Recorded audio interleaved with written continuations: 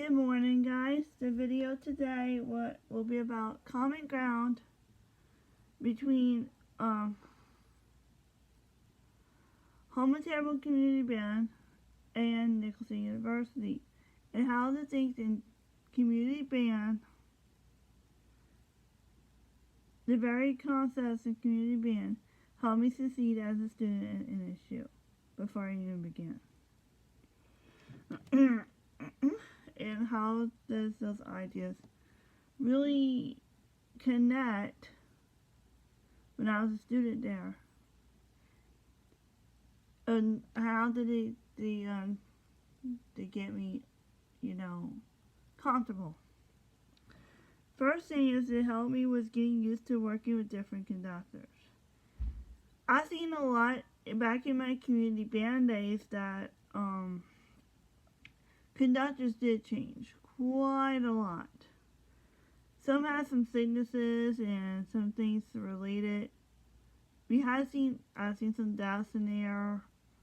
I've seen a lot of things that it's definitely just hard to describe. But I realize that sometimes it's okay to work with different directors. But how does this help me get used to the situation and issue?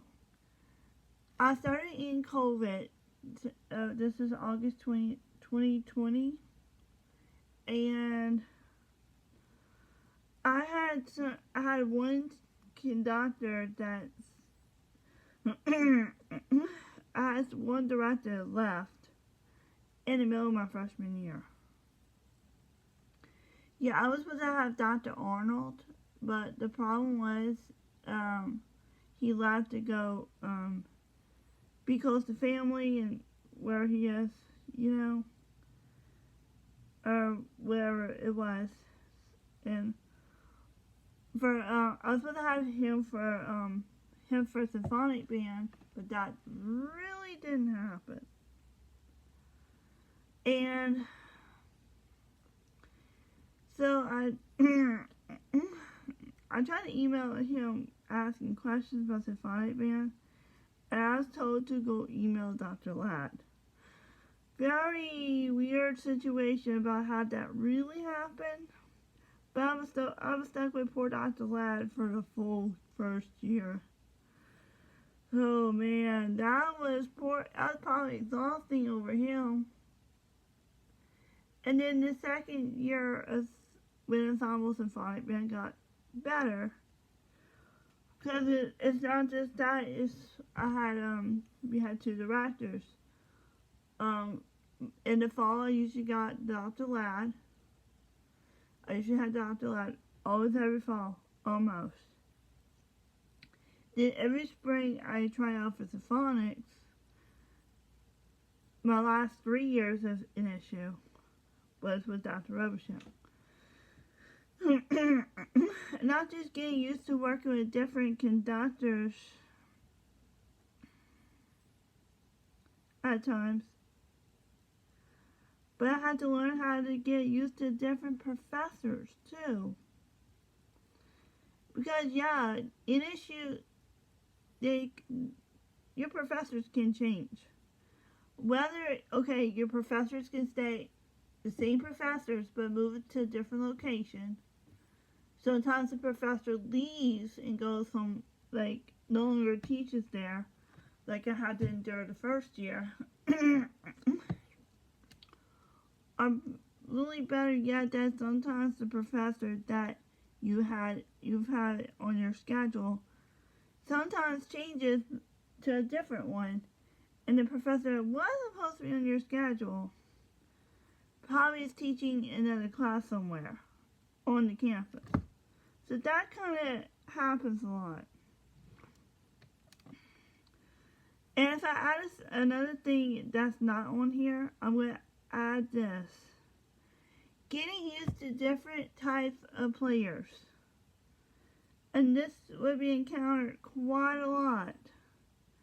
Because I started in community band where I had people that were older than me. Pretty much. Old enough to sometimes be my dad, if I was to use that analogy in a sense. And I had a few that were younger, and I just, either I would be older than the person, or sometimes younger, or sometimes a little bit in between. So how to help me adjust to an issue was that sometimes between the two, age should not really matter. It shouldn't matter at all, because then at the end of the day, you create one sound as a group. That is the most important thing. That I found out was positive.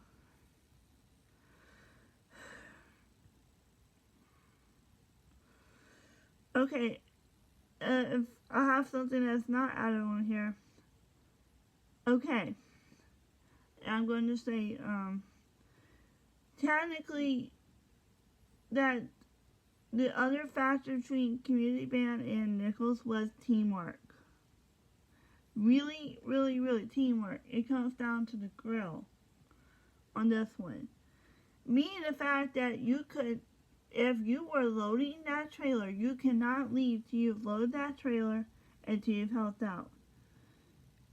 And that's like going to the, before the concert, you always had to have either a day or so loading the trailer. That takes a whole studio class. Around and about. And that's not. But I remember there was one time in, that me and another girl, Mallory, we were the only percussionists loading up the trailer. And the rest had to be jazz band students and other students in between helping us load, because our players didn't stay. And I'm probably sure me and Mallory probably told the professor, Dr. Miranda, that somehow they didn't stay. And they knew in the handbook that they were supposed to. So the first performance was, after we were done, she let me and her go, and the others had to be kind of suffering some consequences and picking up the slack. That was the whole truth of what really happened. But actually, and where this kind of translates, the fact is that you need to have a lot more teamwork, because in order to be dismissed for something, to go to your next class, and then you have to load, you gotta help load first as much as you can. It's not just that, it shows teamwork. It shows that the more you do as a team, the more you get done. And there's some people that have to unload everything to the auditorium. And we had to make sure they were helped, pretty much. And also the same with community band, and also with the practices and things that the policies they do with loading the trailer. You cannot leave until your trailer is loaded for the performance, and also the trailer was loaded after the performance. You couldn't leave. That was just the bottom of the barrel here. And also what compares with Nicholls here, I usually have to stay until about an hour or two later to help them load, because we were always the last ones to leave. But hey, I'm not complaining. It just taught me the fact that sometimes there's always extra stuff to be done. There's always extra accountability. There's a lot more teamwork involved when you got 9 and 10 players on the squad. Sometimes it takes, and when I was in community band, sometimes it's a little less than that. And sometimes the conductors had to help. And other members had to help, too. So yeah, let's get down to the core of this one. Okay. Number 2. I think it'd be number 4 now. 4. Getting comfortable with playing percussion instruments. That started in community band. Pretty much. I had a little bit in high school here and there because we had a student teacher by the name of Dr. No, sorry. I said the wrong pronunciation. Let me jump back. It's not, she wasn't a DMA, but okay. By the name of Miss Kristen Robichaux. I'm going to say Miss Robichaux. Miss Kristen. Kristen with a K. We had a semester in percussion class that Miss Collins and Miss Robichaux got into teaching percussion instruments. And then after a while, I kind of forgotten a lot of things like that. So there was this one time or another when one of the conductors left in community band. Another one took over, which I'm not going to mention her name in any way, but if somebody's watching from Houma-Terrebonne community band, while I was there, they know who I'm talking about. They know exactly. There was this thing that I was just gotten tired of being on keyboards. And there was some way of saying, hey, I wanted to do more. So I kind of wanted to like branch out to do auxiliary and timpani, and there's a point I did want to do snare drum while I was in there, if you wanted to know, and be a total percussionist. But my start was in community band legally. How that really started, because he had less players, pretty much. And less players mean the fact you had some people like me that can rotate pretty quickly. And the other one was, so how that really helped me in SU, when I met Dr. Miranda, I know he was pretty good with it. Pretty much. Yes, I'm saying it from the honest standpoint, he's a pretty good darn teacher. He knew what he think I was talking about every single time. And yet, I'm probably sure he knows what he's talking about even now. So, I kind of had a little bit of a goal here and there. When I was in NSU, I wanted to learn 4-man percussion, which luckily I'm glad he taught that pretty much. And snare drum, too, as well as refining my other skills here and there. I know he kind of started me on snare drum a little bit, and that was a good thing, getting me comfortable and having control of my sticks and having the control over everything else. Most of the sticks is what we use. And what we use, like the levers, the arms, the wrists, and the fingers, get me comfortable enough to use it pretty much all. And we kind of worked further in doing way more than my intended goals were, pretty much. Like, my first recital was doing Marcha on multi-set percussion by Neighbor Zorro. Yeah, I know my video's out there for that one, so that's... And my first 4 mallet was Catnap by Barcher? I think that's Barcher? Okay.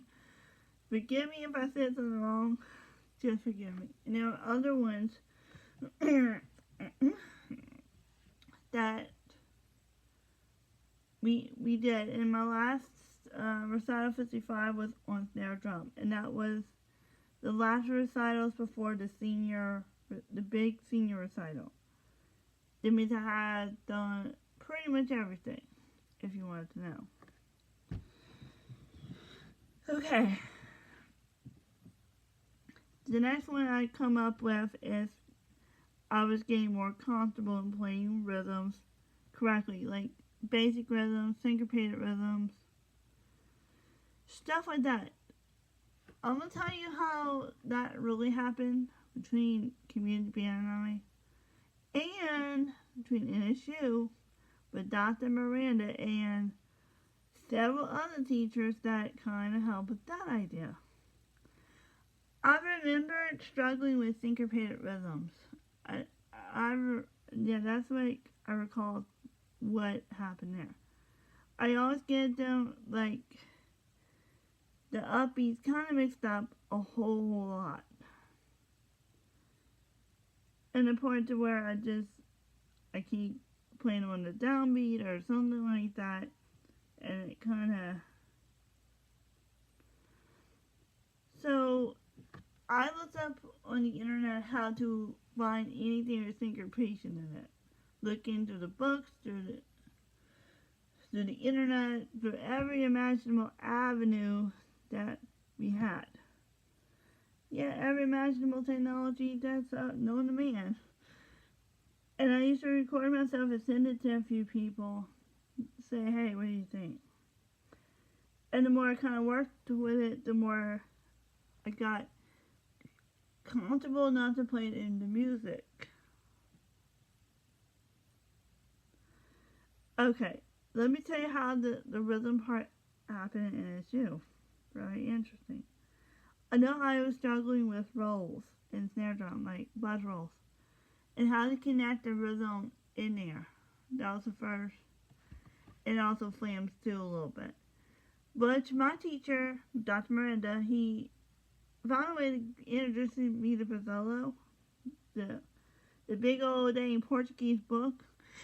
Yeah, the whole language is in darn Portuguese.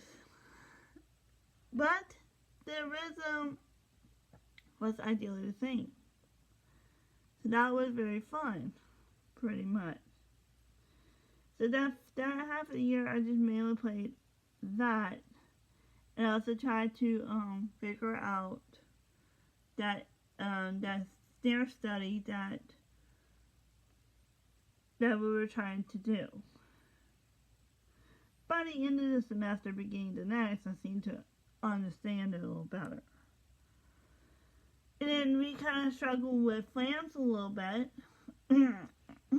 but you had to take the same approach with rhythms and everything like that, and how to connect it. Which helped me see all of those things with taking solfege classes and also some of the theory classes. And any other class in between, there it then goes. Alright, so the next point I put down was the gap between community band and Nicholls State University. The main part, and I was giving solos a good bit of the time when I was in community band. And playing in front of the group. And playing in front of the audience, too. There were various solos in certain, like, music that, depending on what we were doing at the time. Whether it was patriotic, was the anniversary concert, whether it was Pop's concert, or whether it was Christmas. There was something almost every now and then that either the music had a soloist. Sometimes it was me, sometimes it was other people. But it kind of helped me adapt to playing a solo without getting as nervous. So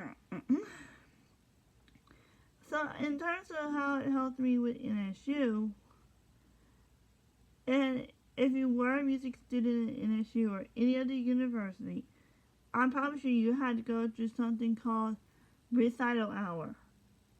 I know it's a different name for each university that around here and elsewhere, but I'm probably sure this is the possibility with the undergrads.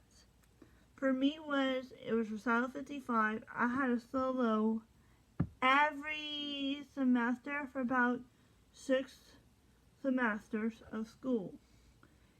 And I think that was like 2 of my freshmen, 2 of my sophomore, 2 of my junior. And there was a solo in every time that it really happened. Whether it was like a multi-percussion set solo, that's like my freshman year. And I think my senior recital had one too. Whether it was mallet solos, which almost everyone had this one, said the first semester. Whether it's a snare solo, which was 2 of my recitals had this. That was my last of junior recital, last of junior year, and senior recital had one with a timpani solo, which my senior one did. And you get the picture, pretty much. And also the fact, it also helped whenever I had to do a duet. And that was between me and my teacher. Well, the former teacher, but hey. But at least I still, glad I get to hear from him a lot more. Okay, so pretty much, the other part I pushed is the gap between the two. They pushed me to be a lot more independent. Yeah, things happen. Yeah, you can't rely on people to be there. But there's one common ground between those two. And somehow, some way, you're going to have to make your own decisions about some things. So what if you're wrong? It's okay to be wrong for once. It's okay to say, look, I know I'm wrong. Let me figure out how to make this right. Or how this is supposed to go. Or vice versa. And hey, it helped me learn some concert etiquette. Concert etiquette between both was very similar. Like, I noticed the fact we used trap tables for both because then you had certain equipment and you had to put towels on each and every piece of equipment. I'm not gonna lie. In some way, sometimes you gotta put them over a table, or sometimes you gotta put them on a stand, like a set of stands. It depends on what the situation really was at the time. Also, as part of concert etiquette, when you pack and when you prepare, both of them had like a certain similar situation. You make sure your stuff is already packed into boxes and loaded onto the trailer. Because I remember one time, community band, I forgot a set of mallets. Oh, that was not fun. That was the set of mallets I needed to perform a piece for. Not very fun. And I should have learned to take a little bit more responsibility for it. But hey, that was my learning. Both helped me with musicality. Musicality meaning that you get the music a little bit more of a characteristic. Like, whether you learned how to collaborate with other people, you learn how to, the very forms of it. Like, you use dynamic, you use accent, you learn how to, do all that. My last little point here and there that both gave me a sense of accomplishment. I might add one after this. Both give me a sense of accomplishment because of the fact is, look, I know I try not to let anything hold me back both times. I know I kind of screwed up before I went to school, but hey. But I hope to goodness my friends don't even see me any different. I know I'm trying to fight for everything, but I just gotta learn. Sometimes there are some good in things. Like, number one, I could say giving a sense of accomplishment is where, okay, and this is more of a school thing, that, when you put somebody in the situation, in a thing that they love, sometimes a person might be a little more successful at that than other things. And that's where it stands right here. My last point is I learned how to sometimes set boundaries. And I had to learn how to set boundaries.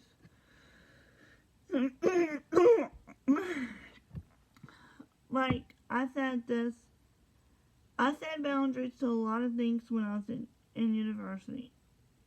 Not so much when I was in Fletcher, but I said yes to everything including community band.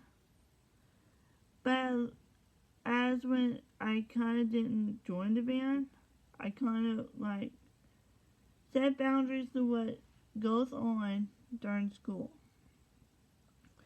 Which then again, the end is like a very accomplishing situation. Meaning, like I said no to a lot of night performances. Don't be alarmed. But that's, especially when I had to worry about studying, worry about doing homework, and worry about all sort of things that went on in the other classes, that I can't just over prioritize as much as I used to, And in a way, saying no in some things between the both gives me a way of saying, look, I know I accomplished this. I know, but also the fact it's okay to fail, because then again, I know I failed at respecting boundaries at times. That means, but that's okay, because you know what? I know they were both trying to teach me that sometimes you got to respect those boundaries. Because I used to text some of them over a lot of times a day, and it's mostly in the awkward times a day. Just the same as I used to do with some of the professors, probably during breaks. And they know who I'm talking about. Yes, I can run my mouth and say what I have to say, And one time I kind of got fussed at for that, sending over 1,000 emails, and while somebody was on summer break. And I'm trying to make sure nowadays that I respect the boundaries and learn how to find a way to cope with them. Which, that's what I got to say, and I'll see you later.